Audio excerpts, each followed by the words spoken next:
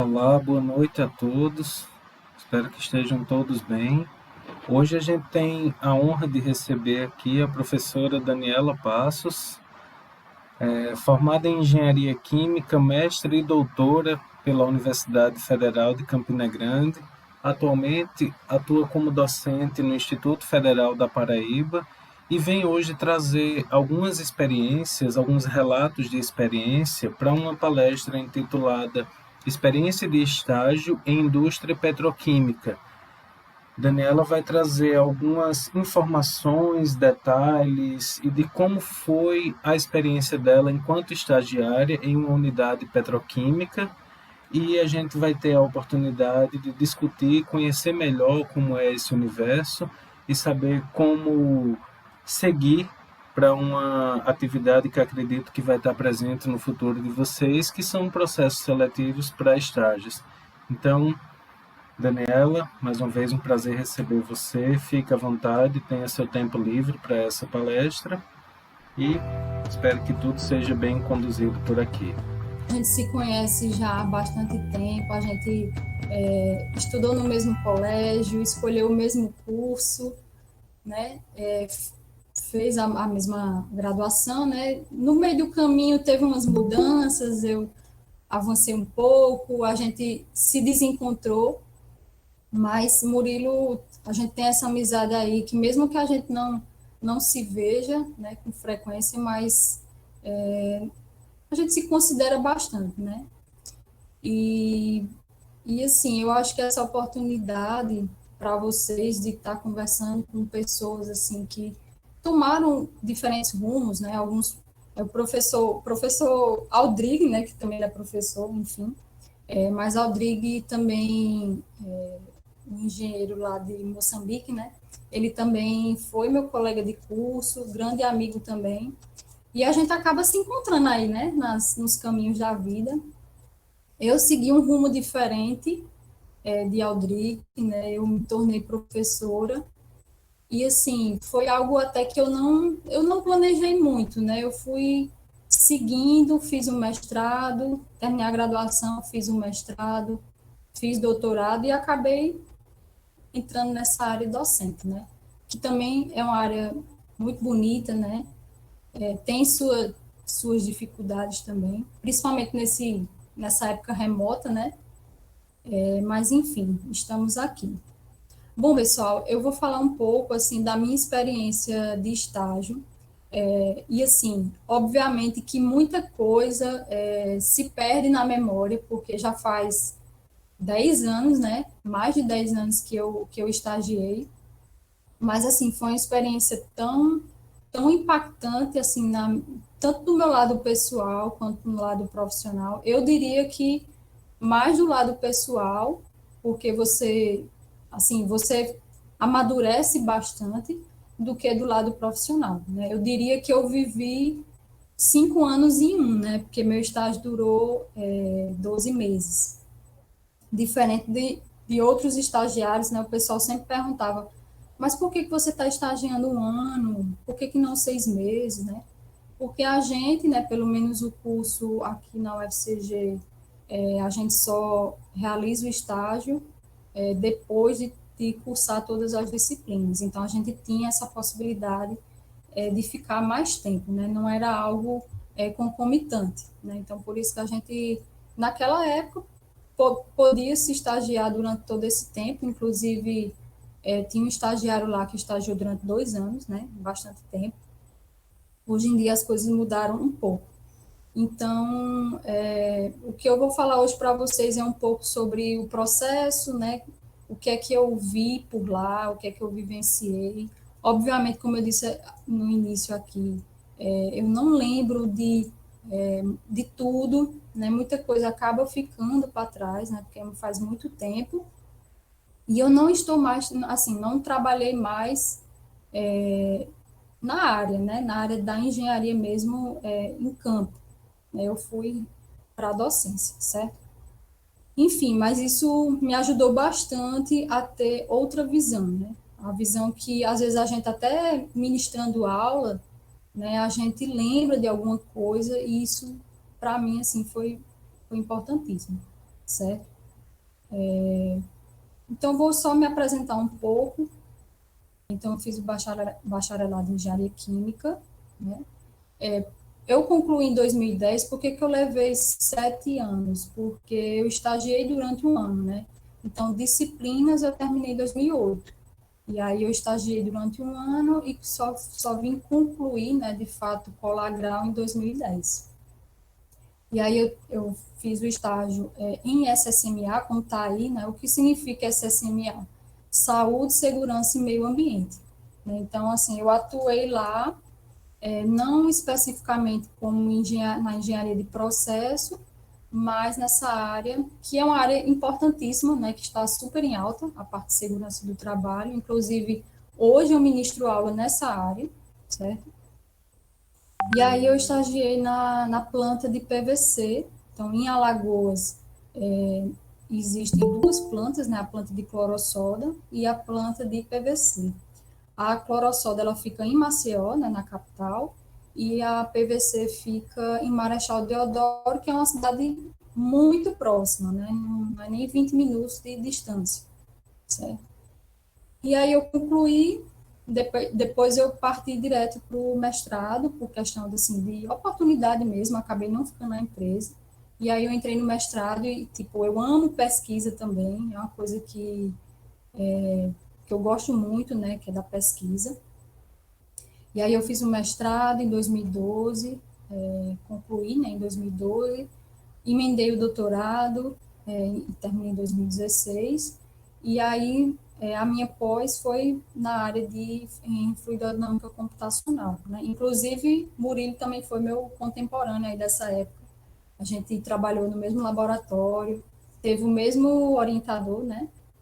O professor Severino, e foi nessa área de petróleo e gás, né? Então, meu trabalho de mestrado e doutorado foi em vazamento, né? O estudo de vazamento em tubulações que transportam óleo bruto, né?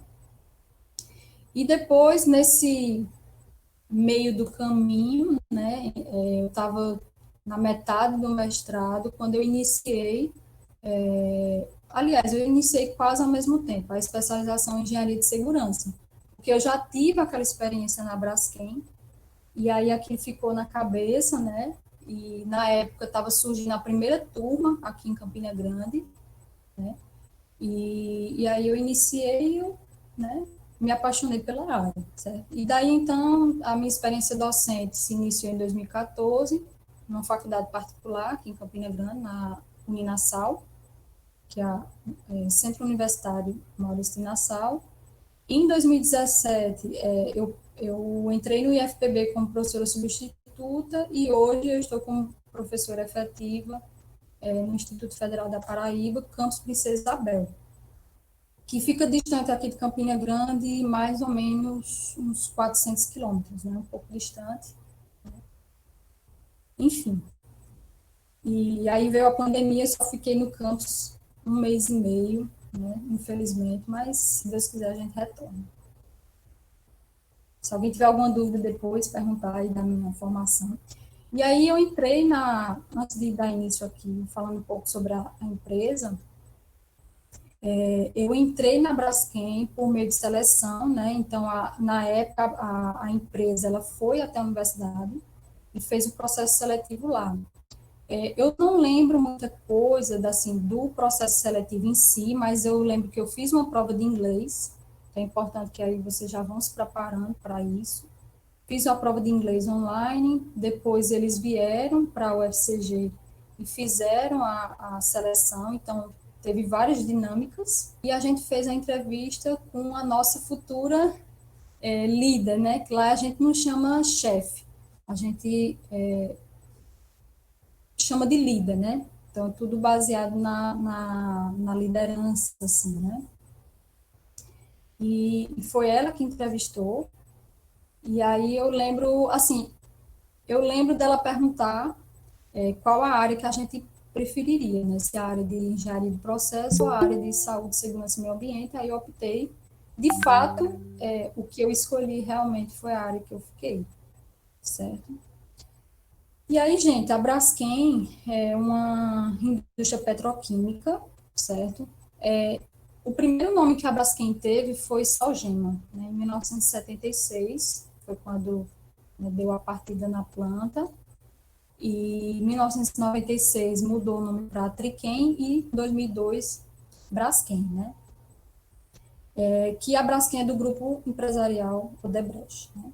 Então, a Braskem, ela é uma petroquímica de primeira e segunda geração. Aliás, é uma indústria, né, de primeira e segunda geração.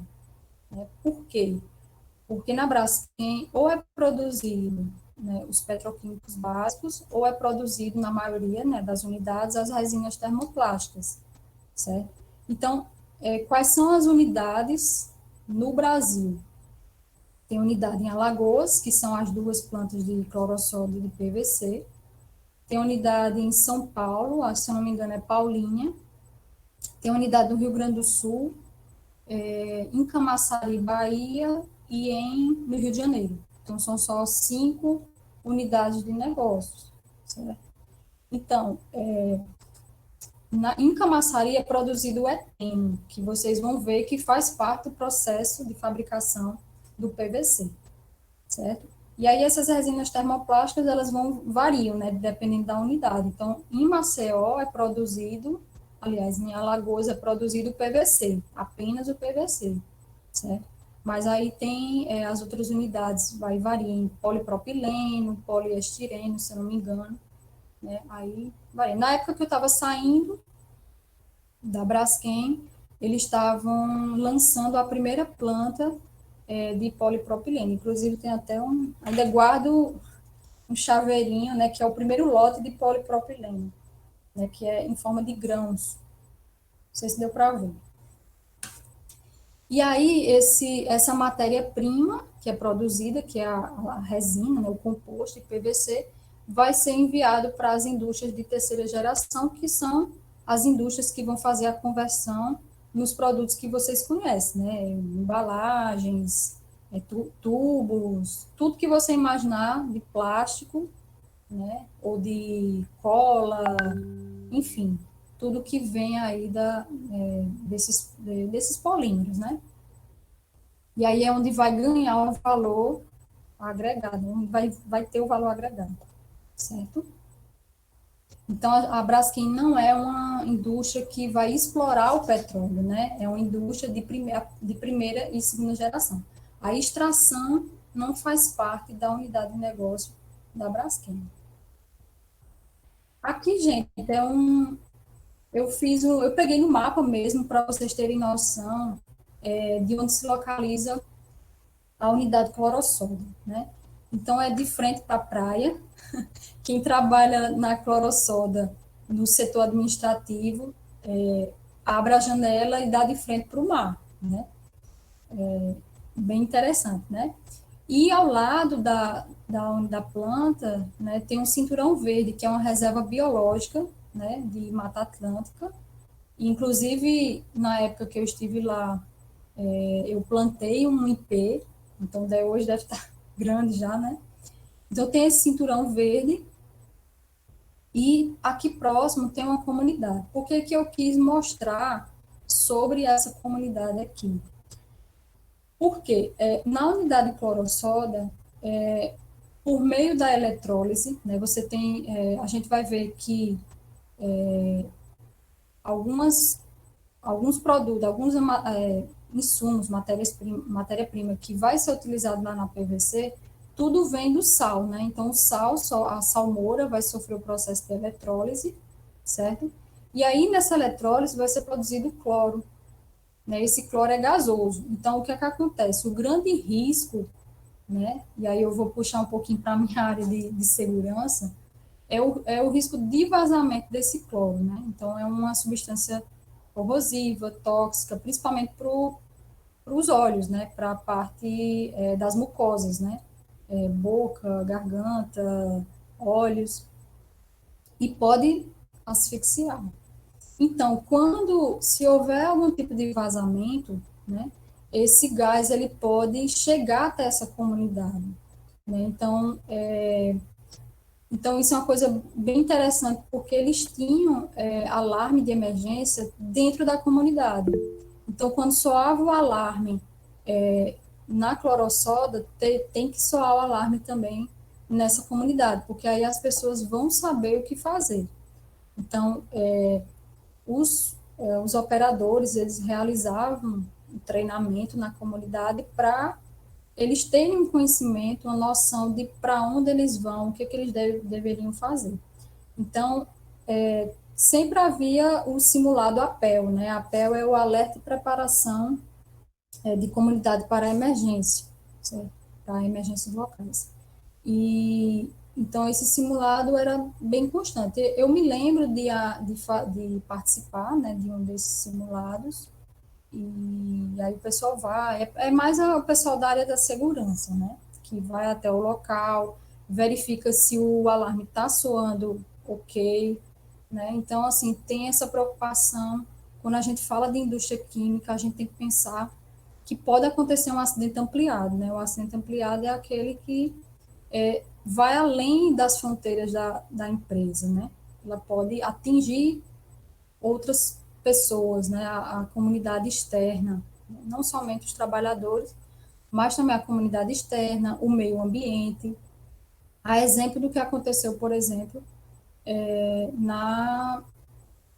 no rompimento daquela barragem, né? De Brumadinho, de Mariana. Então, aqueles acidentes são considerados acidentes ampliados, porque eles tomam proporção maior. Então, se houver um vazamento aí na unidade, vai desfavorecer também as pessoas que moram próximo, certo? E aí, onde é que ficava a unidade PVC, que é a unidade que eu estagiei? Ela fica mais ou menos a quase 14 quilômetros da Clorossoda. Então, eu tinha um ônibus da empresa, né, que pegava a gente em determinado ponto, e a gente ia lá para o polo industrial. Então, nesse polo industrial, não era só a unidade de PVC, tinha as terceirizadas, né? Tinha outras empresas que poderiam também dar apoio em termos de substâncias, né? Enfim, para a unidade de PVC, certo? Essa é a planta da unidade, sim, vou voltar aqui um pouquinho.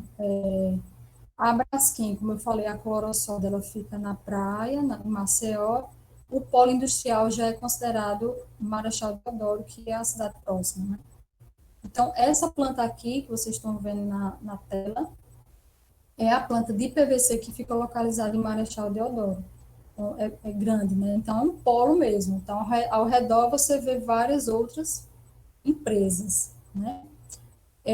Essa planta, a partida dela foi em 1988, né? Foi quando ela começou o seu funcionamento, né? Sua produção. Esse valor que está na tela é um valor desatualizado, tá? Eu não consegui a tempo pegar essa informação de como é que é esse valor hoje, porque quando eu saí na época, em 2009, em 2010, né? Já estava início de 2010, eles estavam construindo uma outra planta dentro de toda essa área, que seria para aumentar a produção. Então, com certeza, esse valor é bem maior do que 262 quilotoneladas de PVC por ano, né, que foi a produção, esse valor é a produção de 2008, né, mas com certeza esse valor deve ter subido muito mais, certo? Então, como é que se inicia o processo? Né? Tudo começa na mina de sal. Né? Então, tem todo esse polígono de concessão que a Braskem tem. Né? Então, é extraído o sal, né? Através da mineradora, e eles injetam água para poder solubilizar um pouco e sair a salmoura. Então, a salmoura é sal e água, certo? E aí é enviado para a unidade de clorossoda. E é aqui onde tem um processo, eu coloquei ele na forma macro, né, para a gente ter uma noção de como é que funciona em Alagoas, né, mais uma vez, nas outras unidades eu não conheço nada, mas eu só sei que tem produção de outros tipos de polímero, né. Então, essa unidade aqui que eu destaquei é a unidade da praia, que é a unidade clorossoda. Então, aqui você tem entrada de água e sal, que é a salmoura. Ocorre o processo da eletrólise, então eles utilizam a energia elétrica, né? Então, é produzido soda cáustica e hidrogênio. Esse hidrogênio, ele é utilizado para as caldeiras, né? É utilizado também para a síntese do HCl, que vai ser utilizado também no processo. A soda cáustica que é vendida. Então, a soda cáustica, ela vem das indústrias petroquímicas, né? Essa soda cáustica que é vendida comercialmente. Aí sai a parte do cloro também, cloro gasoso, e vai para a unidade de PVC, que é essa a unidade lá de Marechal Deodoro. Para a reação de formação, de produção do EDC, que vai, a partir dele vai ser produzido um monômero, né? É utilizado o eteno, né? Mas o eteno, ele não é produzido em nenhuma das duas plantas, ele vem de Camaçari, então ele vem da planta de Camaçari, na Bahia, por meio de etenodutos, e chega até a unidade de PVC. Então, na UPVC, por meio de uma reação de oxicloração, que aí você vai utilizar o eteno, o ar, né, e HCl para produzir 1,2-dicloretano. Depois vem a parte de craqueamento para produzir o MVC, que vai ser utilizado, obviamente, nas reações de polimerização para produzir o composto de PVC. Lembrando que o que é produzido, que vira matéria-prima para a indústria da transformação, né, a terceira geração, é o composto de PVC. Então, ele é um produto que sofreu, no qual foi adicionado diversas, é até redundante falar, né? Foi acrescentado aditivos, certo? Então, isso aí vai variar. Por quê? Porque depende do seu objetivo, o que é que você vai utilizar, que objeto você vai produzir, certo? Então, na Braskem, se eu não me engano, era em torno de 4 tipos de resinas, ou 4 ou 5, eu não me lembro direito. Então, isso muda conforme os aditivos que você acrescenta durante o processo de reação, certo?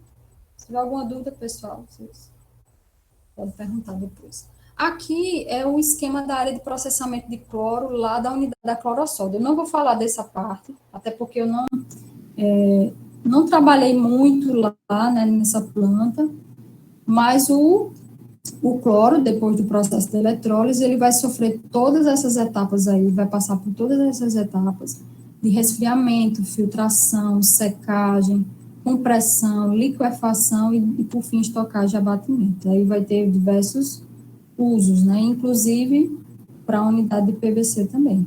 Então, vejam como, assim, é um processo complexo, né? A planta, uma indústria química, uma planta química, ela é complexa, né? Não tanto pelos equipamentos em si, mas algo que eu chamo assim, me surpreendeu na época, quando eu estagiei, é a quantidade de tubulações e válvulas e equipamentos secundários, né?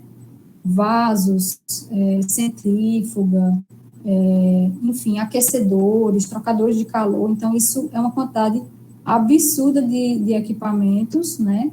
Às vezes a gente vê, como eu mostrei anteriormente, uma visão macro, mas quando você está lá em campo, você vê que é muita coisa, muita tubulação que você se perde, né? São muitas correntes, né? Tudo você tenta recuperar, né? Você sai de um equipamento, vai para outro, recupera e volta de novo. Então, é um quebra-cabeça grande, certo? Então, foi uma oportunidade, assim, incrível. Então, gente, falando um pouquinho do processo de MVC, da área de produção de MVC em Marechal. Aqui eu coloquei um diagrama de blocos, né, para a gente visualizar. Só essa área aí é a área de produção do monômero, né? Depois vem a área de produção do polímero. Na área de produção do monômero, a gente começa com a oxicloração. Então, você vai injetar no reator, né? Que é um reator de leite fluidizado, junto também com o catalisador, o eteno, que é um hidrocarboneto, com oxigênio e com HCl, certo? Então, essa reação vai produzir o EDC, que é o 1,2-dicloretano. Depois ele tem que ser purificado, certo? Porque ele contém diversas impurezas, e só depois que ele estiver puro é que ele vai sofrer o processo de craqueamento térmico, certo? Então, depois do craqueamento é que ele sai na forma de monômero, né, o MVC, depois ele é purificado e depois vai para a estocagem, certo? Na oxicloração, nos equipamentos aqui, também tem efluentes, né, que vão ser enviados para a unidade de incineração. Porque todas essas correntes que vocês estão vendo, corrente que eu digo é o quê? O que sai do equipamento, entra no outro, volta, né? Eles contém a cloro, né? A gente está trabalhando com um radical cloro, né, em algum momento. Então, tudo tem que ser tratado antes de ser lançado na atmosfera, né? Ou se for na forma de líquido. Então, aqui é a Sinal, né, que é a Companhia Industrial de Alagoas, que é uma unidade de incineração dos resíduos orgânico-clorados. Apesar de que dentro da Braskem você tem também a unidade de tratamento de efluentes, porque aí você não pode lançar para a atmosfera um resíduo, um efluente que esteja com presença de cloro ainda. Então, ele tem que ser todo extraído para você lançar na atmosfera menos agressivo possível, né? Então, vamos lá. Na reação de oxicloração, que é a primeira área da área de MVC, a gente tem aqui o reator. Eu tive até a oportunidade de, durante uma parada para manutenção, mais para frente eu vou até mostrar que todo ano, eu não sei se, não me lembro se é todo ano, se é a cada 2 anos, existe uma parada geral. Então, a planta, ela para por completo para que os trabalhadores, os operadores, eles façam a manutenção. Então, para quem acha que a indústria só é produzir e pronto, não é. Você tem que ter a manutenção, e é o que dá mais trabalho, porque você tem que estar atento a tudo, né? Porque são nessas atividades onde vai haver risco também. Porque se um trabalhador sobe nessa torre, vai fazer uma manutenção, uma solda, né, ele está correndo risco. Né? Existem riscos envolvidos, né? Risco de acidente, cair de altura. Né? Então, durante essa parada, que dura mais ou menos 20 dias, né, que aí todo mundo para dar uma geral na planta, eu tive a oportunidade de ver o reator por dentro, né, a parte a parte interna, né. Então, nesse reator de oxicloração, eu vou ter aqui a reação, né, do eteno com HCl e oxigênio produzindo o EDC. Esse reator, ele trabalha, né, ele ocorre a reação a mais ou menos 231 a 235 graus Celsius, tá? Temperatura bastante elevada. Outra coisa que quem tiver a oportunidade futuramente de estar numa empresa como essa, é que próximos aos equipamentos, principalmente reator, fornalha, caldeira, são equipamentos que geram calor, então a parte externa é muito quente. Né? Eles utilizam mantas térmicas para que quem estiver passando por perto ou realizando a manutenção não sofra tanto com essa geração de calor, que é uma fonte artificial de calor. Né? O calor também ele é prejudicial ao trabalhador. Então, dependendo de como ele está exposto, ele pode, né, pode gerar risco para ele, desidratação, cansaço, enfim, diversas situações. Né? Queimadura, né, que é um risco de acidente. Então, são equipamentos que ficam quentes na parte externa. Né? Então, nessa reação, tem a produção do 1,2 de cloretano. Vocês vejam aqui que tem um radical, né, cloro. Ele é a grande preocupação, né? Depois, a corrente ela vai para uma torre de recuperação do HCl não reagido, que é a torre de quench de HCl. Ela fica próxima, né, ao reator, do lado vem a torre, certo? Vamos para frente. Depois tem duas torres, que é a área de recuperação do EDC, que é uma torre de absorção e uma torre de retificação, que ela funciona a vácuo. Então, a torre de absorção tem um solvente, né, que faz aí a troca. contra a corrente, né? E aí consegue recuperar o EDC não condensado e na torre de retificação você vai separar o solvente que for utilizado. Então, veja que você adiciona uma substância, depois tira, enfim, né? Então, sempre vai ter, como eu falei, equipamentos secundários para fazer lavagem, né, daquela corrente, enfim, para recuperar a substância para que ela possa retornar no processo. Depois, né, já com o EDC puro, ele entra na fornalha. Né? A intenção da fornalha o objetivo, né, é produzir o craqueamento. Então, a fornalha, no caso, essa fornalha lá da área de craqueamento, ela tem 40 queimadores, funciona por meio de gás natural e promove aqui a quebra, gerando também HCl. Então, MVC mais HCl. Esse HCl, ele volta para o processo, né? Volta lá para o reator de oxicloração. E a conversão da reação é em torno de 53%. Então, não chega a ser a 100%, né? Obviamente, por talvez alguma limitação técnica, né? E como essa corrente aqui sai muito quente, vai para uma torre de arrefecimento dos gases, né? Para poder diminuir um pouco mais a temperatura, porque sai muito quente, né? O MVC. Certo? E aí tem vários outros equipamentos, então vejam que isso aqui é só uma visão geral mesmo. Por fim, ainda na área de MVC, a torre de destilação, né? Então, vai purificar o MVC, certo? Então, são 3 torres de destilação, cada uma tem 70, 40 e 20 pratos na sequência, né? A primeira tem 70, a segunda 40, a terceira 20 pratos. O objetivo dessa torre é retirar os componentes leves e as impurezas de alto ponto de ebulição. Então, aí ele vai sair o MVC, que vai para a área de estocagem, né, para poder ser utilizado na área de PVC. Então, essa é a área de tancagem, né, são tanques, diversos tanques que armazenam não somente o MVC, mas solvente, EDC, resíduos, soda, certo? O MVC ele é armazenado nessas esferas, né, porque ele fica sob pressão, então ele fica líquido, né? Então, depois aí vai até uma pergunta para vocês, né, para vocês responderem para o professor Murilo, por que que é armazenado no formato esfera, né? Acredito que vocês já devem ter visto alguma coisa, mas aí fica aí para vocês pesquisarem, por que que a gente armazena na forma de esfera, né, pressurizada.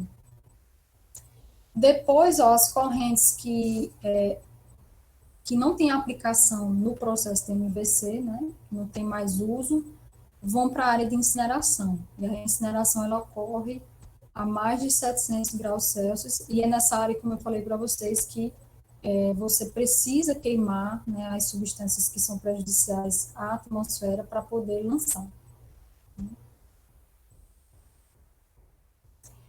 E, por fim, a área de utilidades. A área de utilidades, pessoal, ela existe em qualquer planta, né?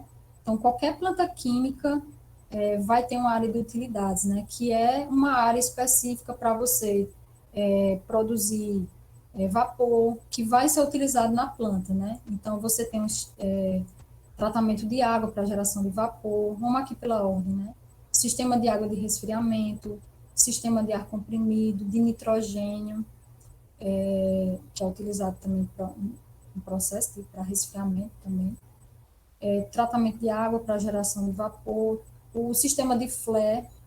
O flare, pessoal, na verdade, o flare é como se fosse uma válvula de alívio. Então, sempre quando tem algum problema na planta, as correntes estão muito pressurizadas e eles enviam para o flare, que é como se fosse uma queima mais rápida, né? Então, eu até lembro, né, quando eu chegava na planta de manhã logo cedo, quando a gente chegava, 7 horas da manhã, e de longe a gente avistava o flare queimando uma chama, né? Parece uma vela gigante queimando. Então, se o flare estivesse lançando uma fumaça escura, Então, a gente já sabia que tinha algum problema na planta que precisava dar esse escape para o flare, né? Então, principalmente assim na segunda-feira, que vinha do fim de semana, né? E aí tinha aquela chama preta. Aí no outro dia estava a chama branca, tudo certo, não tinha muito problema. Então, assim, é algo que eu me lembrei, assim, que acontecia quase toda segunda-feira, era o flare queimando, alguma coisa escura, né? Então, isso significava que era alguma coisa ruim, né? Mas, enfim, é um sistema não deixa de ser um sistema de emergência, né? Porque aí você precisa jogar diretamente para o flare queimar. Sistemas de tratamento de efluentes líquidos também, certo? Então, é uma área que supre diversas necessidades, né, da planta. E, por fim, a área de produção de PVC, vou tentar ser rápido, né, que eu já estou avançada da hora. Então, falando um pouco da resina de PVC, né, o PVC é um polímero artificial, como vários outros, né, como eu falei anteriormente, o polipropileno, PVA, poliestireno. Então, esses são polímeros artificiais que são produzidos nas indústrias petroquímicas, né? É um termoplástico, um polímero termoplástico, versátil, inerte e atóxico, né? Então, ele é muito utilizado para uma infinidade de objetivos, né? O PVC tem alta resistência térmica, química e acústica também. A construção civil utiliza muito, em torno de 64% da demanda é da construção civil. E ele é utilizado na forma de composto, como eu falei para vocês, né? Você não existe o PVC puro, né? Ele tem que ser adicionado algumas substâncias para que ganhe características de mais resistência térmica, resistência química, enfim, né? E tem uma versatilidade de processamento, né? Então, você pode fabricar, né, as embalagens, os produtos, por meio de injeção, extrusão, sopro, calandragem, né? E aqui, né, o monômero se transformando em polímero por meio de catalisador, certo? E aí tem vários tipos também de polimerização. Então, a produção de PVC é um pouco mais simples que a planta de MVC, né? Então, tem a área de polimerização, são reatores de polimerização, onde vai entrar o MVC e os aditivos, né? Na Braskem, lá na planta de Marechal, a polimerização é por suspensão, então você adiciona água, né? É uma reação, é uma mistura heterogênea, né? Mas precisa de agitação para poder acontecer. Ela ocorre em batelada e aqui é o que é acrescentado, né? Água desmineralizada. Por que a gente acrescenta essa água? Porque ela ajuda na retirada de calor, porque a polimerização ela ocorre, ela é uma reação exotérmica, então tem a produção de muito calor, certo? Iniciadores, que são os catalisadores, se eu não me engano, lá da planta é um peróxido orgânico, dispersantes e outros produtos químicos auxiliares, certo? Depois vem o pós-tratamento, que aqui não é mais reação química, aqui é uma reação física, apenas para você conseguir extrair ainda uma quantidade de MVC residual. Centrifugação, aí essa etapa aqui já é de secagem, né? O objetivo é retirar a parte líquida, né? E ficar só a questão do composto mesmo. Então, vamos lá, mais ou menos passo a passo aqui.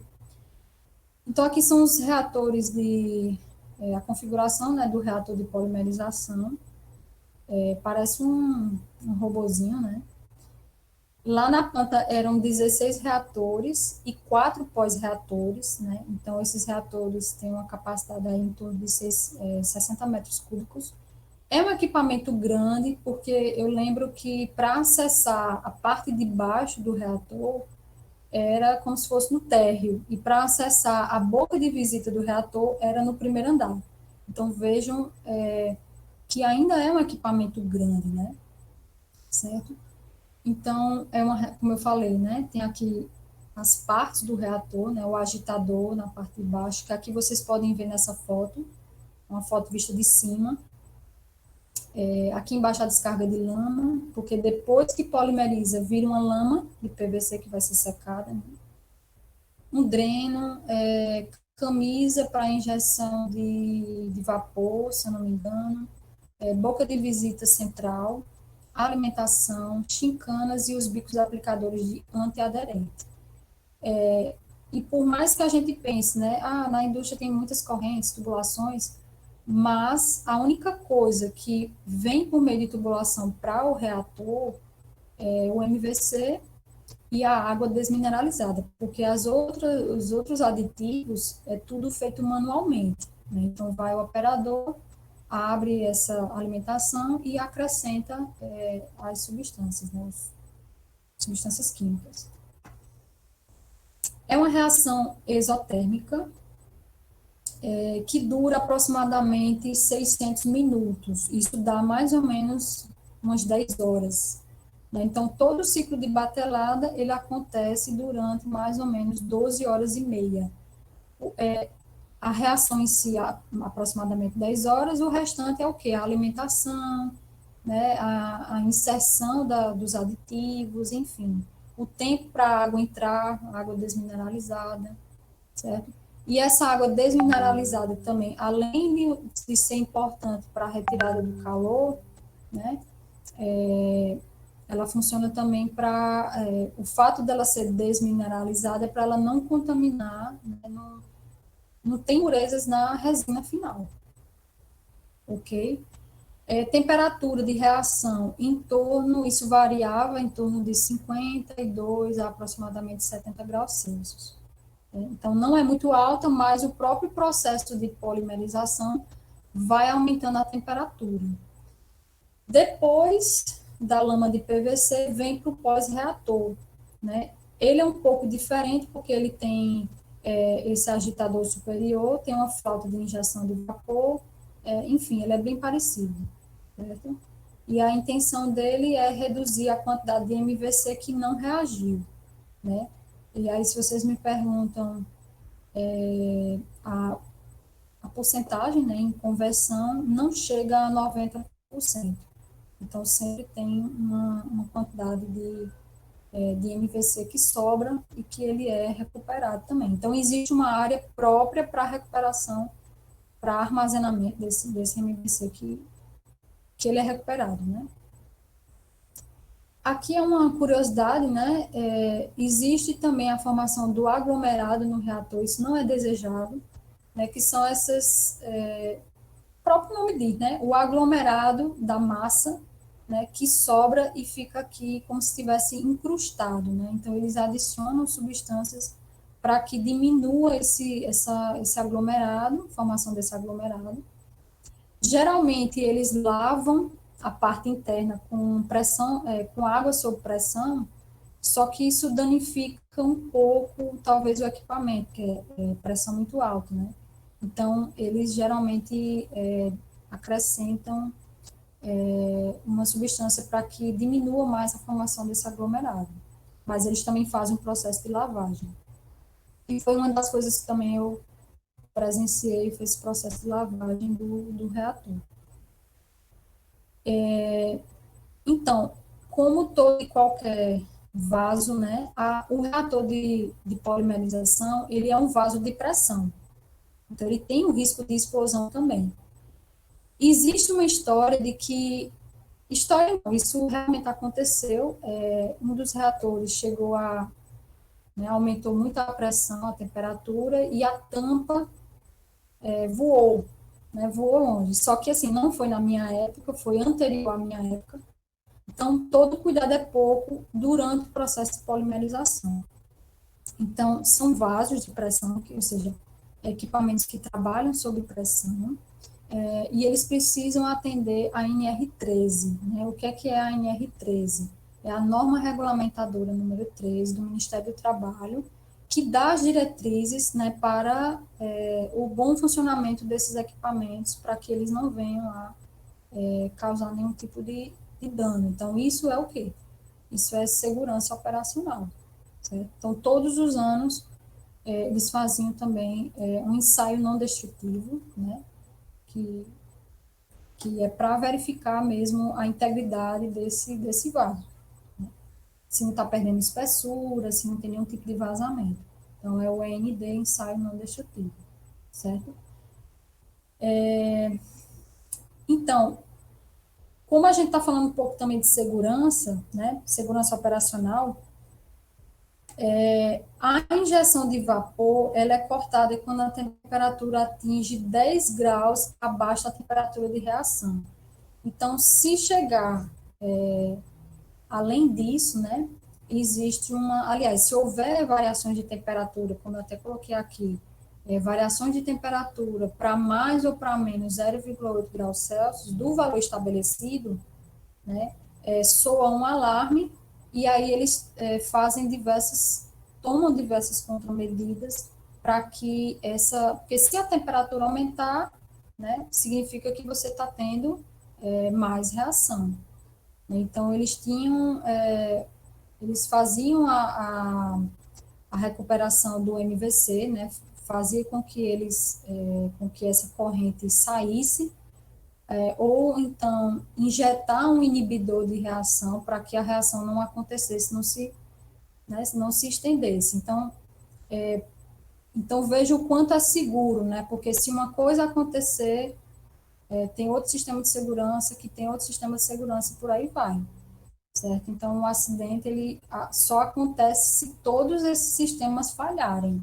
Então por isso que é tão importante que tenha, né, diversos sistemas de segurança. Existe também um teste que é feito, um teste de vazamento, que é feito na boca do reator, sempre quando se observa o aumento de volume de lama. Então, à medida que a polimerização vai acontecendo, eles fazem o teste de vazamento. E esse teste de vazamento, ele é parecido com esse teste que a gente faz no botijão. Né? Eles usam sabão, coloca para ver se não está tendo nenhum tipo de vazamento. Então, é feito manualmente, né? E, gente, sempre o operador verificando os painéis, né? Aí acredito que vocês já tenham conhecimento disso, que os principais aspectos que tem que ser avaliado numa indústria é nível, pressão, temperatura, né?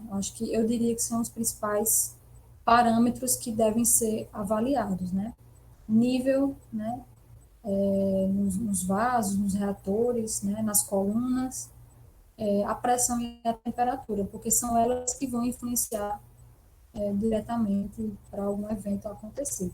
Então, sempre, eu não ficava na sala de controle, porque não era a minha área, né, não era a área de processo, mas, assim, eu sempre tive a oportunidade, às vezes, de entrar e ver, que realmente é incrível, né, você ver como é que aquilo tudo funciona, né, ao mesmo tempo.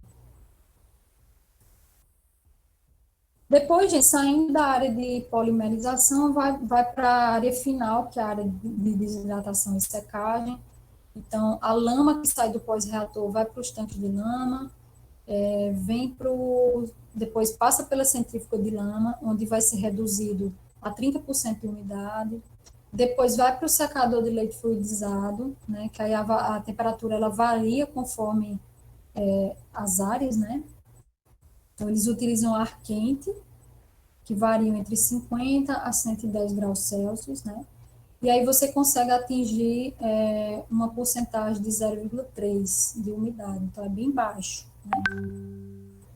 Depois, saindo dos secadores, né, vem para as peneiras, né? Então, a função da peneira é justamente separar o grão num tamanho específico, né?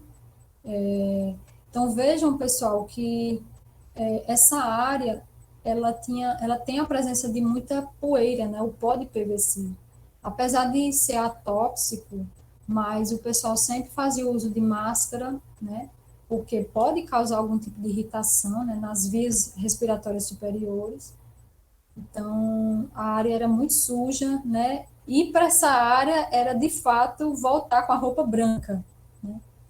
Então, tinha que estar todo aparamentado para evitar respirar esse pó, né? Então, tinha aqui a parte de peneira, da peneira vinha para os silos, né? Através de transporte pneumático, E aí são, se eu não me engano, são 3 silos, cada um com 130 toneladas de produto especificado, e ainda tem os silos de produto não especificado, que é aquele produto que tem uma qualidade inferior, né? Mesmo assim, ainda era mais de 30 toneladas de produto. Por fim, a área de ensacamento e expedição, então é aqui nessa área que o PVC ele era empacotado, né, para venda mesmo. Então, tanto era na forma, em embalagens de papel craft, aquele mesmo papel do saco de cimento, né, e é 25 quilos também, ou nas big bags, que são embalagens maiores capazes de suportar até 1,3 toneladas. Então, eram big bags de 1 tonelada e de 1,3 toneladas. Eu acho que tinha alguma, talvez tivesse alguma outra variação, 1,5 tonelada também. E, gente, finalizei essa área, né, me estendi um pouco, mas eu listei algumas atividades principais que eu realizei, o que eu consegui lembrar, né. Bom, dentro dessa área de meio ambiente, a gente fazia a atualização mensal da planilha de controle de resíduos. Então, gente, tudo gera resíduo, né? Desde as atividades de manutenção que eram feitas pelas empresas terceirizadas, então, tudo gerava resíduo, né? Resíduo sólido mesmo, né? Às vezes resto de, é porque eu não lembro o nome daqueles, não é tecido, né, que você aplica graxa nos equipamentos, eu não estou lembrada do nome, mas era produzido muito desse material sujo de graxa, né? E aí a gente fazia o controle, tinha os recipientes, né, que faziam toda essa coleta, e quando eles estavam cheios, tinha que ser removido, então isso era sempre, tinha que ficar sempre atento a isso. Né? E para onde eles iriam, né? Então era tudo controlado, né? Para aterros industriais, então tem que ter toda essa logística, né, de transporte e destinação desses resíduos. E verificação de conformidade online. Então, gente, outra coisa que eu queria chamar a atenção é que vocês vão utilizar muito ferramenta, muito software, ferramentas online, intranet, né? O intranet é o sistema da empresa que você só consegue acessar dentro da empresa. É como se fosse a página, o site, onde você entrava com seu login, tinha seu e-mail. Então, tudo era feito através da intranet. Então, tinha também os drives que você compartilhava os arquivos. Enfim, era como se fosse um Google, né? Um Google Drive, certo? E tinha esse software, que é da US Natura, em que a gente fazia o comparativo, tinha lá a legislação e a gente fazia o comparativo com essa legislação, se a gente estava atendendo, né, as diretrizes. Outra atividade, apoio na elaboração dos relatórios dos ecoindicadores, né, então, produção de água, de resíduos, as quantidades, né, tudo isso era sistematizado. Acompanhamento de simulado mensal de emergência. Então, isso aqui era uma atividade que eu gostava muito de participar, porque acho que já estava lá no sangue, né, que eu gostava da área de segurança. Então, todo mês eles faziam simulado de emergência, seja um simulado de vazamento, simulado de incêndio, simulado de explosão, né? Então, todo mês era um diferente e no total eram 12 por ano. E aí o simulado APEL também, que eu falei para vocês, que era lá na Clorossolda, né? E lembrando que nesses simulados, a gente tem que ter em mente que existe um plano de emergência que as empresas precisam ter, né? As rotas de fuga, né? O que fazer em caso de emergência. Isso tudo tinha que né, ser bem estabelecido. Inclusive, tem que ter todos os contatos com o Corpo de Bombeiros, com o SAMU, né, com polícia, enfim. Tem que ter esses órgãos sempre participando, caso acontecesse alguma coisa, né? Óbvio que também tinha a brigada de emergência, né? Esses simulados eram feitos tanto pela área de segurança, quanto pelo pessoal da brigada. Então, assim, o que eu me lembro é que, às vezes, a gente acha que é bem simples, que é fácil, mas, assim, só da gente ver como é que a pessoa que está realizando o resgate, às vezes, ela usa aquela roupa pesada, o cilindro de oxigênio, a máscara de proteção química, correndo lá no meio da área, às vezes levava um jato de água em cima por conta da simulação de incêndio. E aí, gente, isso dificulta muito o treinamento, e é por isso que era feito o treinamento, para você reduzir o tempo, fazer aquele procedimento o mais rápido possível. Então, sempre que terminava o simulado, o pessoal se reunia numa sala, e ia dizer o que é que tinha acontecido de bom, o que é que tinha para melhorar, porque se acontecesse um evento real, as coisas negativas, né, os pontos negativos, eles seriam minimizados ao máximo. Né? Então, aí eles utilizavam extintores, os equipamentos, a roupa, o tempo que você coloca aquela roupa, né? Os hidrantes industriais, não é aquele hidrante urbano que a gente vê na calçada, então tinha os hidrantes enormes. Inclusive, eu já levei até um banho daquele hidrante, não sabia que ele tinha um direcionamento, certo?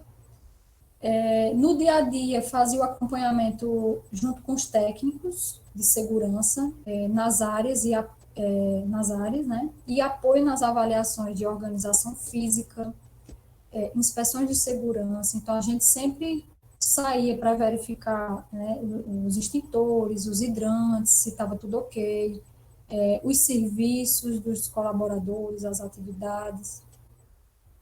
DDS, né, o DDS é o Diálogo Diário de Segurança. Então, antes do início das atividades, né, então a gente chegava às 7 horas, no máximo 7h30, tinha que estar lá todo mundo reunido para poder falar sobre um determinado assunto que dizia respeito ou à saúde ou à segurança do trabalhador, né?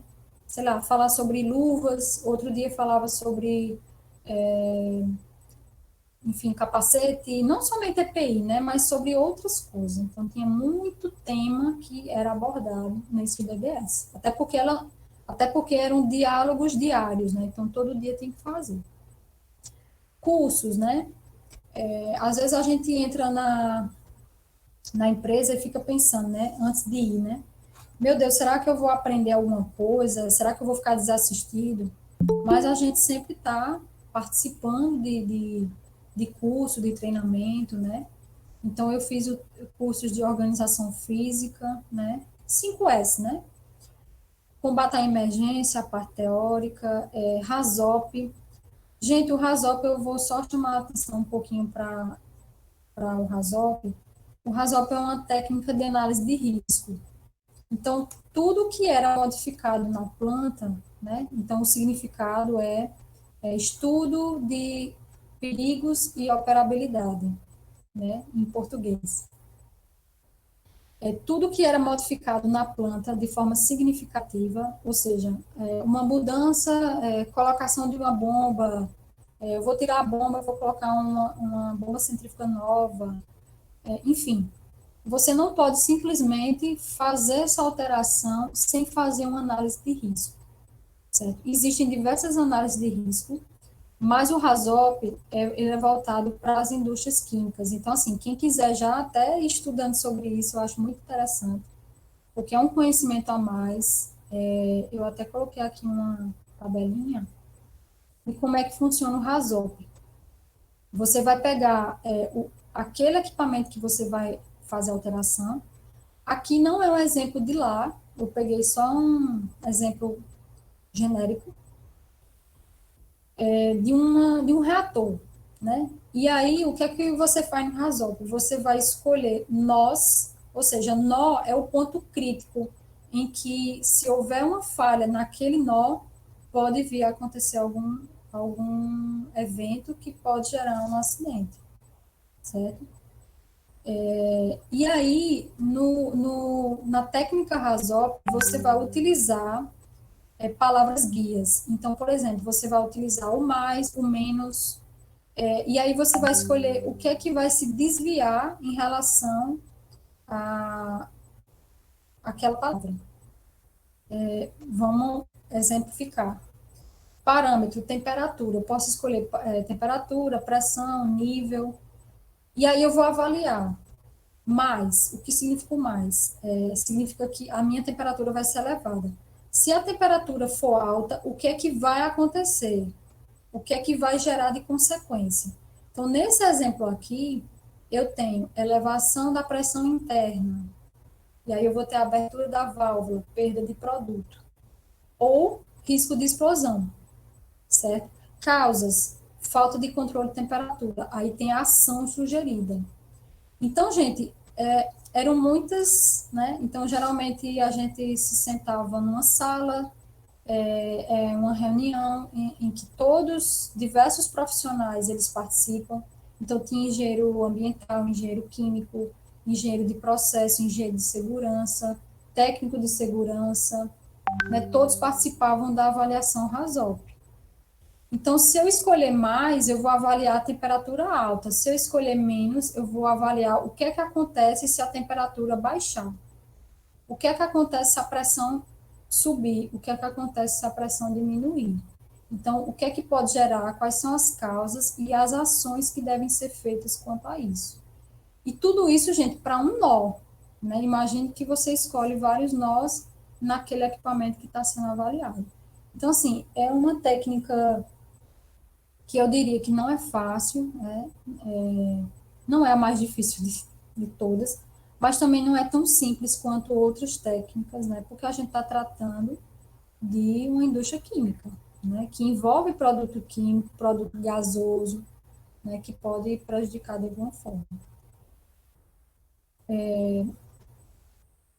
Eram feitas também a APR é a análise preliminar de risco. Então, se você for fazer uma atividade, por exemplo, em altura, você tem que fazer uma análise preliminar, né? Principalmente se ela não for rotineira. Se não for uma atividade rotineira, você tem que fazer uma avaliação antes para saber se aquela atividade vai envolver risco, certo? Quais são as causas, as consequências, né? Enfim.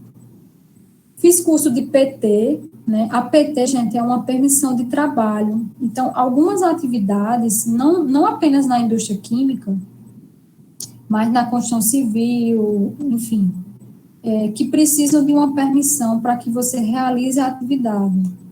Exemplo, atividade em altura, atividade em espaço confinado.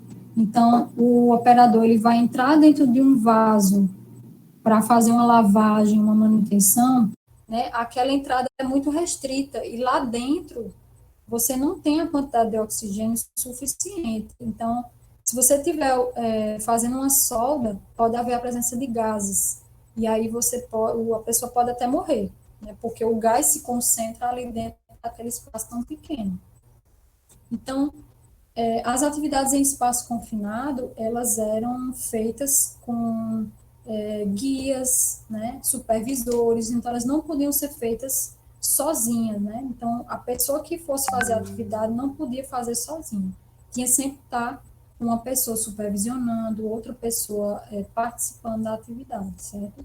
Então, essa PT, na verdade, é um documento que você preenche antes da realização da atividade, né?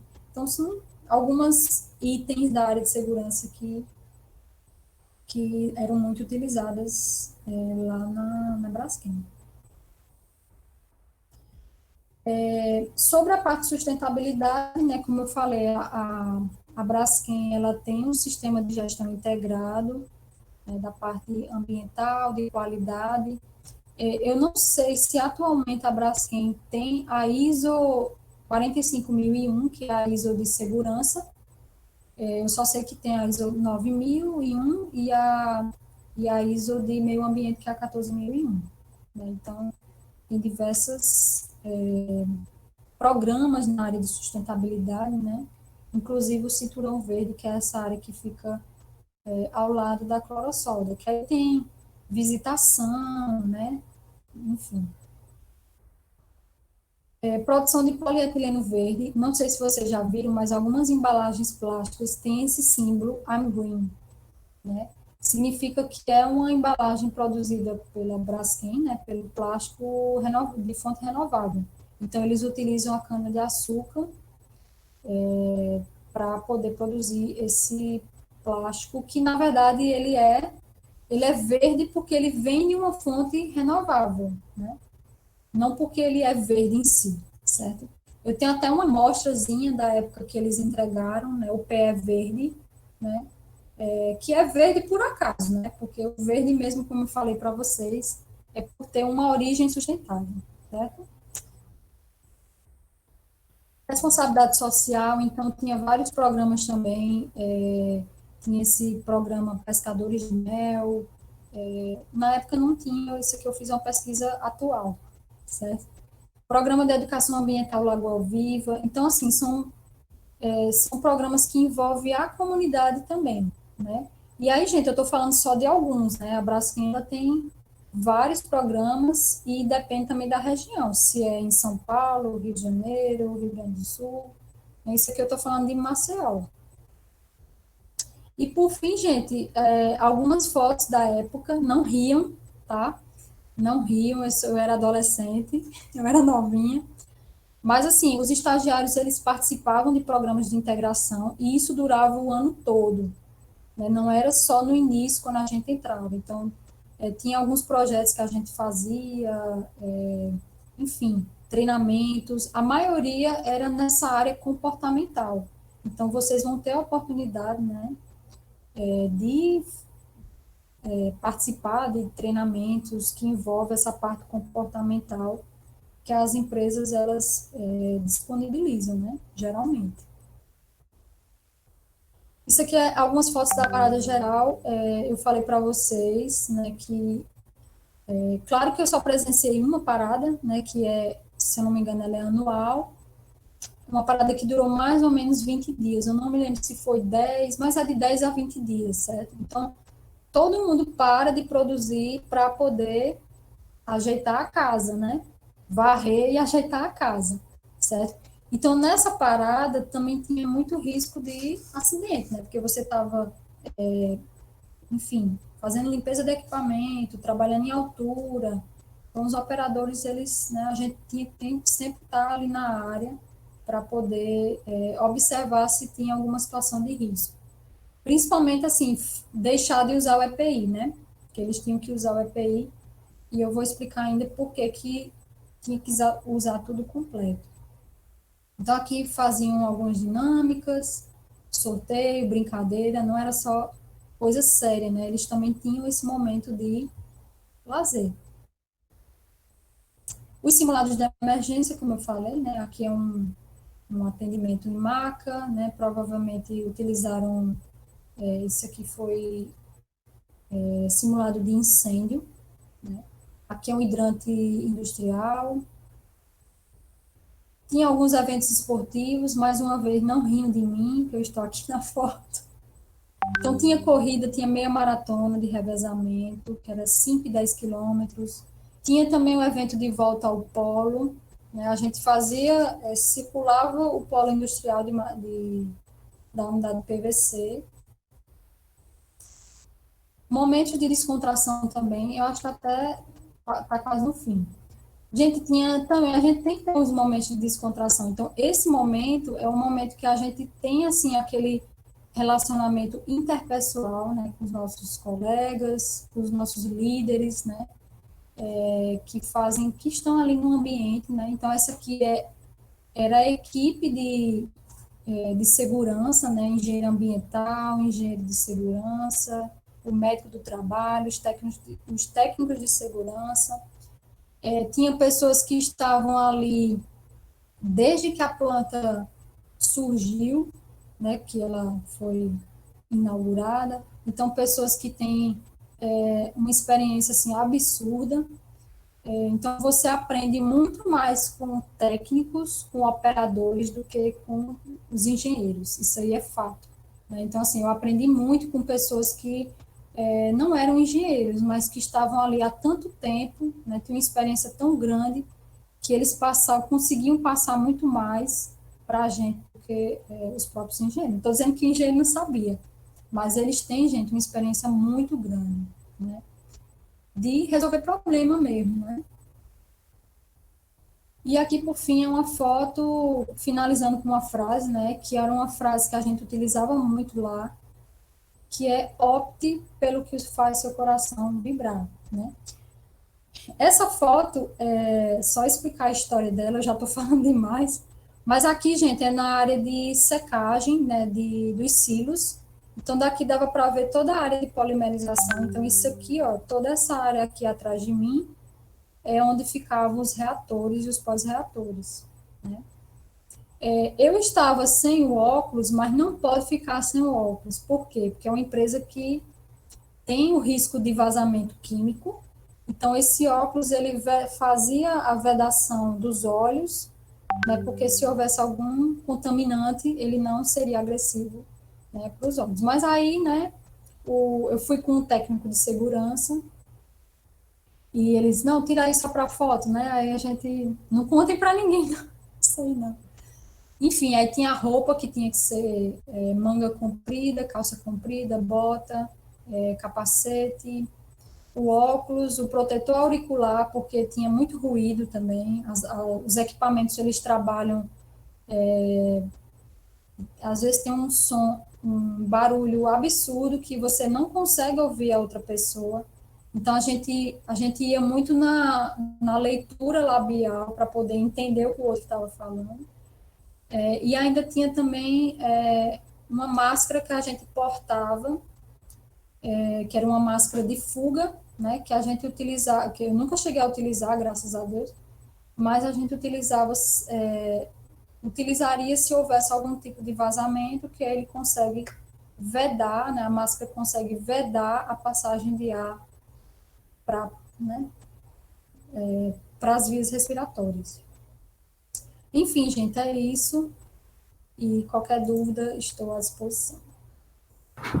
Professora Daniela, muito obrigado. Eu estava aqui assistindo uma aula, né? Eu até vendo aqui alguns alunos comentando, nossa, vim para uma palestra e saí com uma aula de processo de produção, assim. Então, ótimo, Dani. Eu fico feliz de você ter dado essa aula para os meus alunos, porque tenho certeza que tem muita coisa aqui que aprenderam.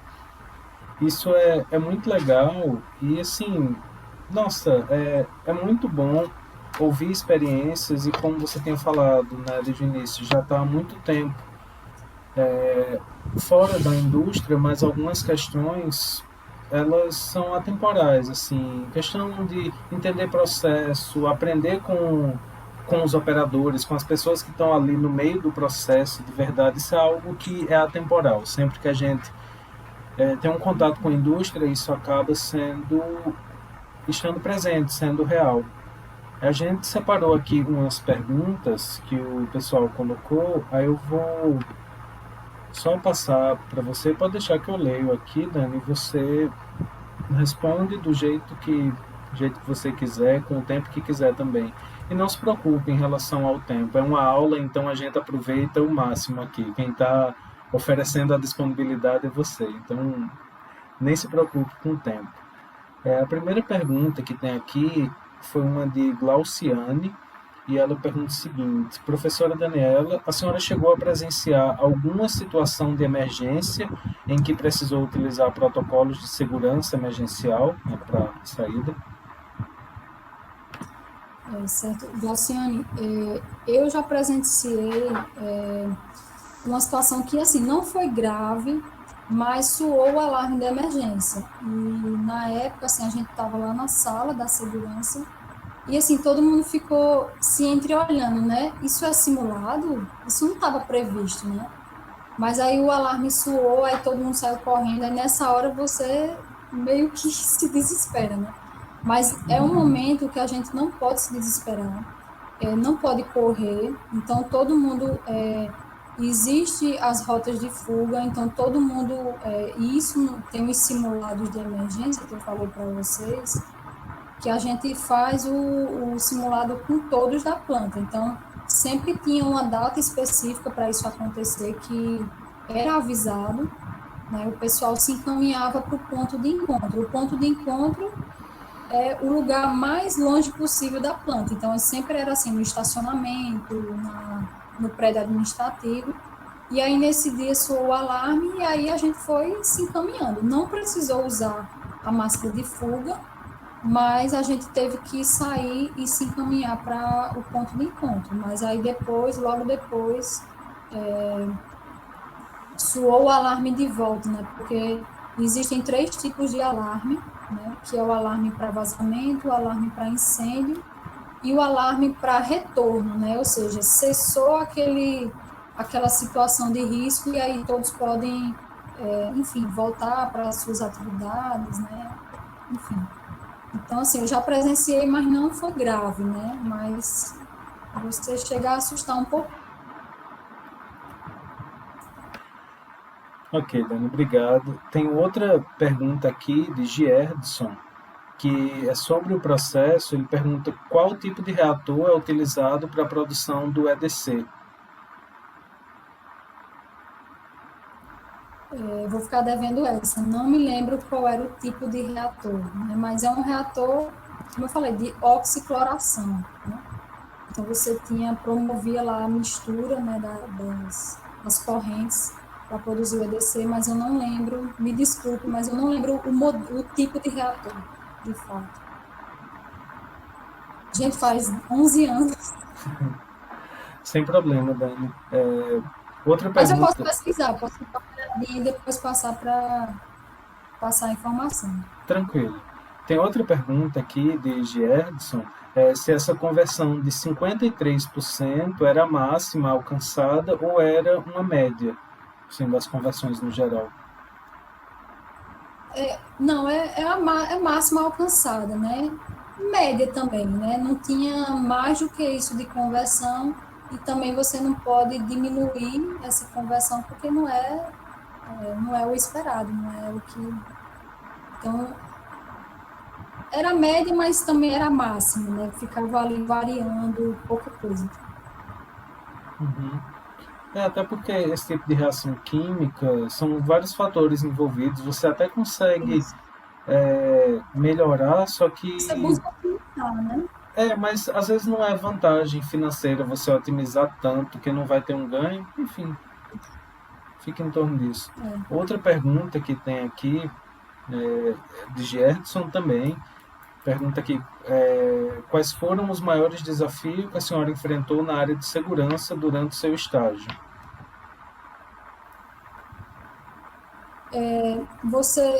Você quis dizer assim em termos de conhecimento ou num contexto geral de estágio, né?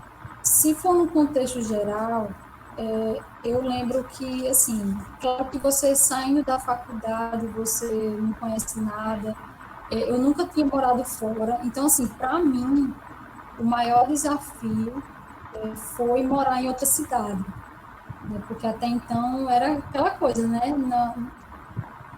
Morava em casa com uma família, né? Então, eu acho que mesmo com todo um pouco de insegurança que a gente vai, né? Nossa, eu vou para Braskem, é uma petroquímica. Eu acho que eu só tive noção mesmo de que era uma petroquímica quando eu estava lá dentro. E eu vi tudo aquilo. Apesar de que eu já tinha feito uma visita, não sei se você chegou a ir também nessa visita. Não me lembro se a gente fez a mesma visita na Fez época. a mesma, eu lembro. Uhum. Mas a gente já tinha feito uma visita apenas na Clorossoda, né? Então, assim, foi, né, passa muitas coisas na cabeça, mas, assim, talvez o maior desafio, né, foi morar fora, né? E saber que você ali ia conhecer muita coisa, ia conviver com diversas pessoas, né? E logo no primeiro dia de estágio, tinha uma pessoa, que eu nem lembro qual era a área dele, mas ele passou assim, disse assim, eu não cumprimento estagiário. Então, aquilo ali poderia ter sido algo que me derrubasse. Mas a gente não pode, enfim, tem dessas coisas, né? Não vou dizer que Às vezes a gente ouve coisas que a gente não quer, né? E a gente não pode deixar que isso derrube. A gente tem que seguir em frente e eu estou ali para aprender e é isso mesmo. Né? Nossa, Isso, você... eu acho até cômico a gente pensar que as pessoas têm isso na cabeça. Eu não cumprimento estagiário. Eu não Nunca consigo esqueci dessa. entender. Não, isso é muito impactante. Eu não consigo entender o que se passa na cabeça de uma pessoa como essa. Porque eu fico até pensando, se eu tivesse um pensamento desse, eu não falaria, eu simplesmente ignorava, passava direto ali do lugar e pronto. Mas a pessoa fazer questão de ser inconveniente. Enfim, pessoas e pessoas, a gente vai lidando assim ao longo da vida. Assim, eu entendi que foi, de certa forma, foi uma brincadeira, mas às vezes a gente não sabe até que ponto aquelas palavras vão influenciar no seu psicológico, né? Sim. Mas eu não deixei aquilo me abater, não. Eu passava por ele, eu começava a rir, né? Depois acabou virando uma brincadeira. E assim, a gente vai lidar com muitas pessoas ao longo da vida. Isso fica até como uma sugestão para o pessoal que vai começar a buscar estágio, procurar que, enfim, a vida é complexa em qualquer área, não necessariamente só a vida pessoal ou profissional, é em tudo. E a gente vai lidar com pessoas sem noção mesmo, ou pessoas que vão ajudar a gente a enfrentar as coisas junto, enfim. Tem que estar pronto para lidar com todos esses. Entre aspas, é até bom acontecer esse tipo de situação para a gente tentar se conhecer melhor e saber como reagir diante disso, para acabar não entrando naquela coisa e sendo estúpido também. Enfim, tem uma outra pergunta aqui, Dani, de Manu, que ela coloca assim: Professora Daniela, hoje, como professora e formadora, e tendo passado pelo estágio na época de graduação, como você vê a experiência do estágio para o bacharelando em engenharia? Eu acho que é uma experiência incrível, né? Porque você vê a prática, né, daquilo que tudo que você viu, que você estudou. Às vezes a gente pensa, onde é que eu vou usar isso, né? Eu lembro que tinha uma disciplina que a gente viu sobre as torres de resfriamento. Então, assim, quando eu tive a oportunidade de ver como é que era uma torre por dentro, né, ela na área que ela estava parada, eu consegui enxergar aquilo, né? Então, assim, vai muito além daquele conhecimento teórico, né? E é outro, é outra visão que você tem, até para informação, isso foi importante também, porque é, você consegue não deixar a coisa tão abstrata, né? Você consegue entender como aquilo funciona. E até mesmo ajudar no entendimento de certos problemas. Mas, enfim, eu acho que eu diria também que a experiência ela não é só profissional, não é só do conhecimento técnico, mas, como eu disse, a experiência pessoal, para mim, assim, foi, eu acho que 80%, né? Porque você aprende a se comunicar, você aprende... Eu sou uma pessoa tímida, né? Eu me considero uma pessoa tímida. E depois que você vai para a indústria, né, você aprende a lidar com diversos tipos de pessoas, aprende diversas áreas, né? Você conhece desde a pessoa que tem um curso técnico, você conversa com o médico, com o enfermeiro, com o pessoal do restaurante, o pessoal da limpeza, e eu digo, ninguém é menos do que ninguém, nem mais do que ninguém.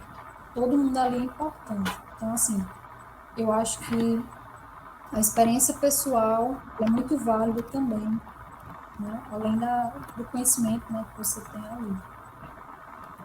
Uma outra pergunta de Gerson também, que é o seguinte, perguntando se esse plástico verde é biodegradável, ou se ele é verde só porque é de fonte renovável, assim. Não, é biodegradável, sim. Né? Ele tem.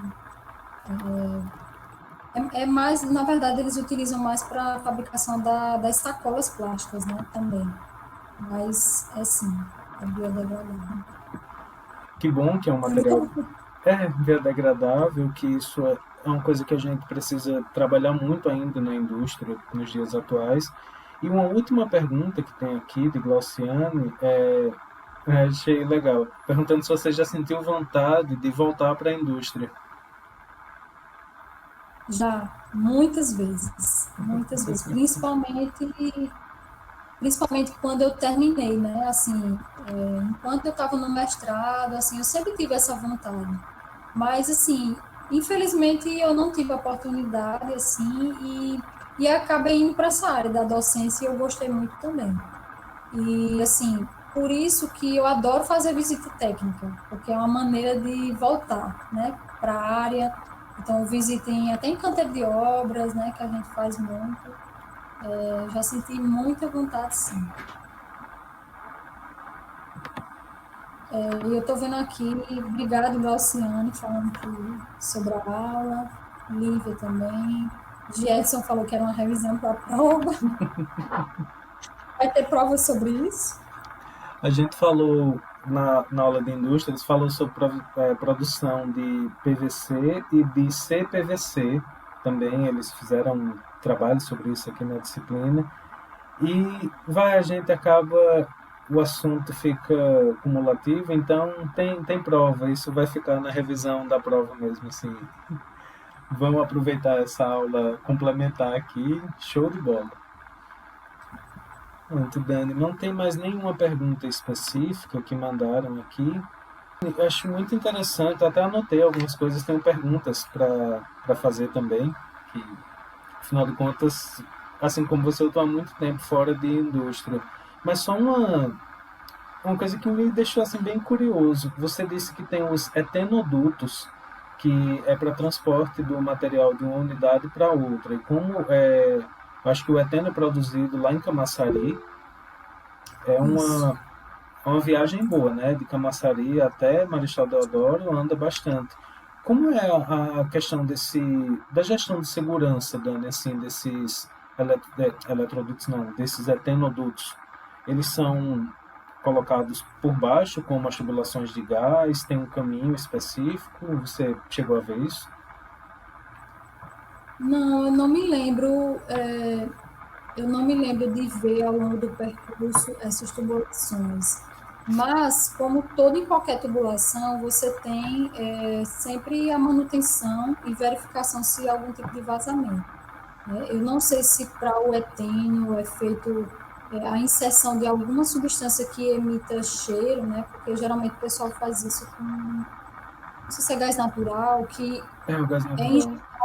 isso, uma substância que provoca o cheiro, que aí se tiver algum vazamento alguém vai sentir, enfim, mas não sei detalhes sobre essas avaliações, essas inspeções, mas com certeza tem, né, faz parte da segurança das operações, é de você ter essas inspeções periódicas, né, ao longo Sim, do que eu achei caminho. bem interessante, assim, que normalmente a gente pensa em transporte de material dentro de uma unidade, né? E não o transporte entre uma unidade e outra. E claro que é viável, é bem melhor do que levar caminhões, ou seja, como for. Eu não lembro, mas eu acredito que também vem através de navio, e aí você tem a área de estocagem, né? E daí dessa estocagem que vai lá para a planta, né? Eu não sei exatamente se vem direto, exatamente assim, quilômetros e quilômetros de tubulação. Pode ser que venha de navio, porque eles têm o pier, né? Os navios chegam com os insumos, essas coisas, né? Lá para a planta, né? Então talvez chegue alguma quantidade por navio também. Uma outra coisa bem interessante, três tipos de alarme que você falou quando tem algum, seja treinamento ou ocorrência, e isso é algo que realmente todo mundo na unidade precisa estar bem treinado, né, para saber sobre o alarme, qual o procedimento. Eu acho que qualquer processo para ele ser bem sucedido não é só o conhecimento técnico operacional, tem toda uma questão de gestão de segurança por ali por trás, né? Isso, a questão dos treinamentos e essa observação sobre os alarmes vinha estampado no crachá. Então, a gente portava o crachá e tinha informação o alarme contínuo, é porque eu não lembro direito, mas tinha o alarme contínuo, o alarme intermitente que aí eles davam esse indicativo, né? Se era um vazamento, um incêndio, se você poderia retornar já, porque aquele evento foi cessado. Uhum. Estava no crachá. Então tá fácil de identificar. Dani, eu achei muito interessante assim a última coisa que você falou, a questão do aprendizado, porque na palestra com Aldrigue, ele comentou isso, a palestra de Saliana, ela também comentou isso, que a gente aprende muito com as pessoas de dentro do processo, com os operadores. E eu vivenciei isso na fábrica também. Eu aprendi muito quando eu trabalhava em produção de revestimento cerâmico, que era produção de tinta, esmalte dentro de indústria cerâmica. Nossa, com os operadores, eu até ficava brincando assim. Eu aprendi algumas coisas com os professores na universidade, mas eu aprendi de verdade a ser engenheiro com os operadores aqui do meu setor. E é muito bom porque vocês três das palestras falaram exatamente a mesma coisa. Então, isso é algo bem real mesmo. Isso você está falando de uma experiência que foi há mais de 10 anos.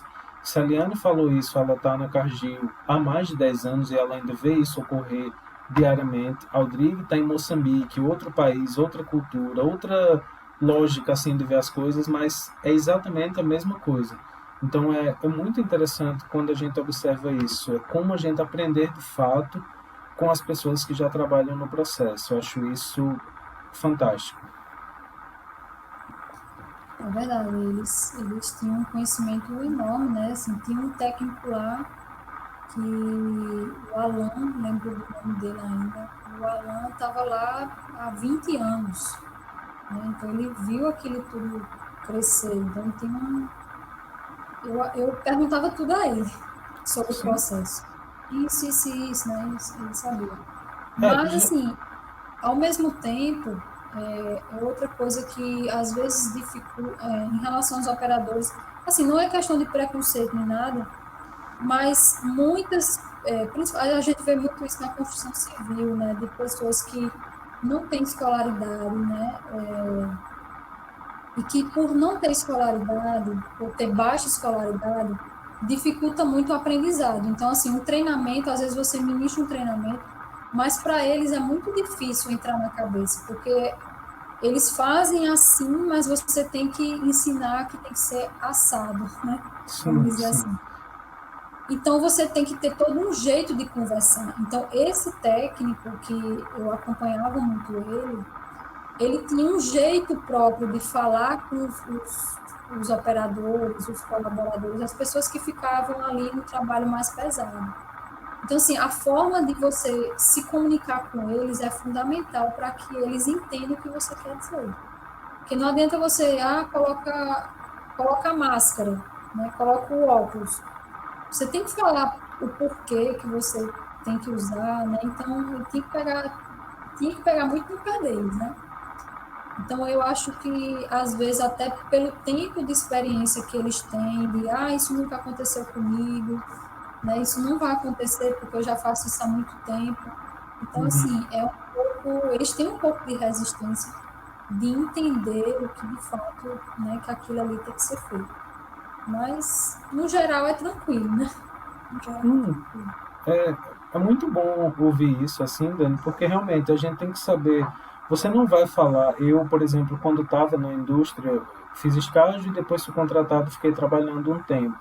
Eu era líder de um setor. É, quando eu falava, eu tinha pessoas que, entre aspas, ali, hierarquicamente na fábrica, eram subordinadas a mim, mas eu tinha pessoas a quem eu era subordinado também, e tinha chefia geral, tinha um setor comercial. Você falou uma coisa que é muito engraçado. Se eu fosse dar a mesma informação sobre um problema que aconteceu, eu ia falar de 4 maneiras diferentes. Uma Uhum. para o pessoal do setor, outra para a minha chefia imediata, outra para a direção geral e outra para o setor comercial. Realmente a gente tem que ter essa habilidade assim de adequar várias questões, adequar a linguagem, adequar a entonação, o discurso como um todo. A Manu até colocou aqui a adequação da linguagem para que haja compreensão. Isso é algo fundamental e é muito bom. Quando a gente pensa assim em processo como um todo, como vocês comentaram, né? Eu falo vocês, você e as palestras anteriores. A gente aprende muito com os operadores porque são eles que colocam as coisas para funcionar, são eles que estão ali nas máquinas, gerenciando, fazendo todo o trabalho de, digamos assim, o trabalho real. Mas claro que existe todo um planejamento por trás, tem toda a questão de projeto e tudo, e como eu sempre defendo, a gente tem que ter um equilíbrio em tudo. Então, precisa trazer um pouco do conhecimento teórico, coloca o conhecimento ali na prática e vai equilibrando. Às vezes, a solução de um problema vai partir da experiência de alguém que já está ali, já viu isso acontecendo algumas vezes. Vai ter situações que isso não é possível, então vai ter que recorrer aos métodos comuns de solução do problema e chegar até uma solução final. Mas é muito bom, eu acho que a gente, enquanto profissional da engenharia, tem que aprender, tem que estar disponível para isso, para ter essa habilidade de em que momento eu vou precisar colocar minha função, não de dar aquela carteirada, não de impor, mas colocar o que eu trouxe de conhecimento, tem que identificar isso, como também tem que identificar o momento que precisa pegar da experiência de quem já está ali. Seja chefe, seja algum subordinado, ou uma pessoa que já saiu, alguém que já trabalhou e teve outras experiências, enfim, é uma coisa dinâmica. A gente tem que ter muito essa capacidade de saber fazer a leitura do ambiente, né, identificar tudo para poder colocar as coisas para funcionar, ou pelo menos para manter funcionando de forma eficiente e segura. Isso. Respeitá-lo, né? Acima de tudo. Sim, com certeza. Dani, eu acho que eu tinha anotado aqui, o pessoal já colocou as perguntas, o que eu tinha para perguntar também e comentar era isso.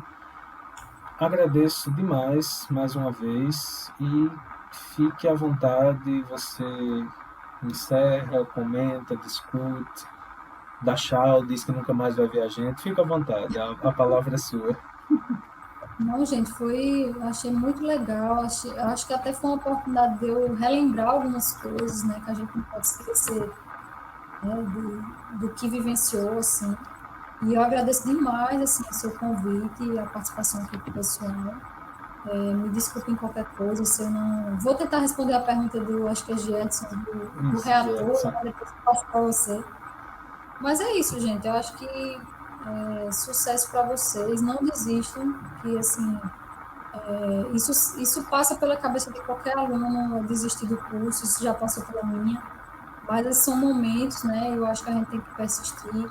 Engenharia Química é um curso muito bonito, enfim, é isso. Eu acho que. E trabalhar sempre com, assim, uma mensagem que eu quero deixar: trabalhe sempre com ética, né? Que aí vocês vão longe, certo? Então, muito obrigada, boa noite a todo mundo. Ok, Dani, a gente que agradece por sua disponibilidade, obrigado pela atenção e boa noite a todos.